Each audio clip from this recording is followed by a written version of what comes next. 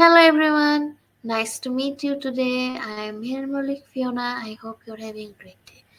Today we are going to know about the topic which is GitHub Copilot, your AI powered coding assistant, which was developed in collaboration with OpenAI and Microsoft.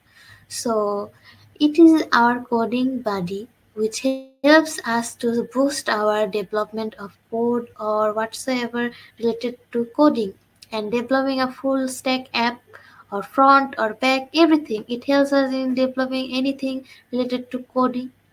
So as we speak, this OpenAI uh, and GitHub project resulted in GitHub Copilot.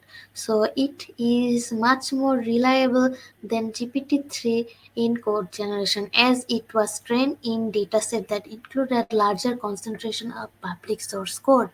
And before we start, there are some prerequisites before we begin.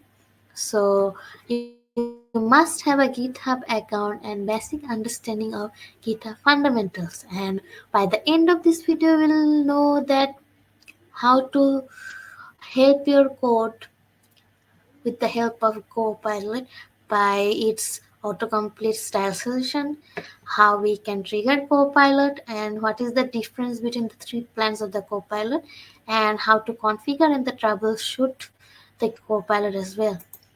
So to begin with the introduction, as you can see that it was introduced in the year 2021. Sorry for the loading.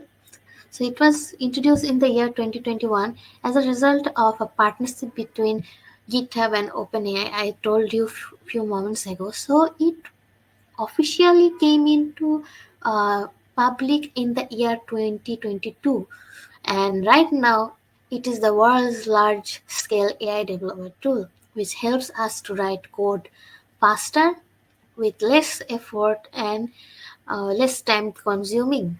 So it analyzes the context from your comment and existing code to give you inline suggestion and helps you to guide and hint you as well.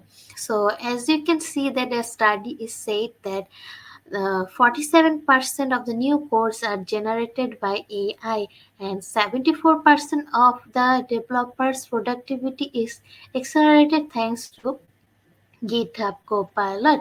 So we can see that GitHub can handle the code more efficiently and focus on tackling bigger challenges and helps us to stay in the zone, and we feel more satisfied with our code.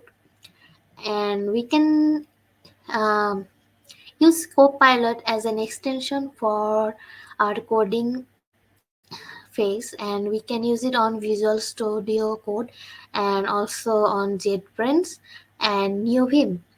It is your choice, totally up to which ID you are using and you want to use. So this was the introduction of Copilot. Let's go to the landing page of Copilot. As you can see, this page is very dynamic, and here is our Copilot. It moves as I move my cursor, and there is a short demo what Copilot helps. So we can see that Copilot is helping Mona Lisa to in her coding problem. As you can see, Mona Lisa wrote write unit test for this function. The function is parse expenses. So as you can see, the selected code is given to the Copilot and he generated this part, and it is said that the code assumes that the code assumes that the datetime module is important. The test case cover different scenarios such as valid input, empty input, and input with comments, invalid date format and invalid value format. As you can see, it curated a very nice output based on this small prompt.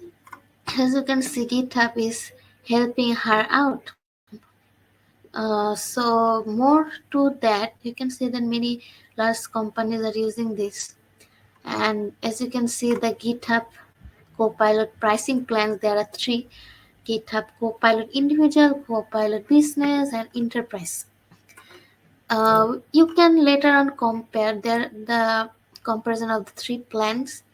You can see that there might be some differences. As you can see, there is no fine-tuning model for code completion in individual and business, but there is in the enterprise.